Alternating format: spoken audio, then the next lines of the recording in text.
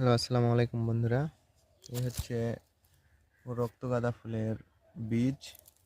তো আজকে এগুলো আমি সংগ্রহ করতেছি। এই হচ্ছে রক্তগাঁদা ফুলের বীজ। তো এইগুলোর ভিতরে আছে, এগুলো হচ্ছে মূলত বীজ। তো এই হচ্ছে গাছ, এই গাছ থেকে সংগ্রহ করেছি। তো ফুলগুলো মাশাআল্লাহ অনেক সুন্দর।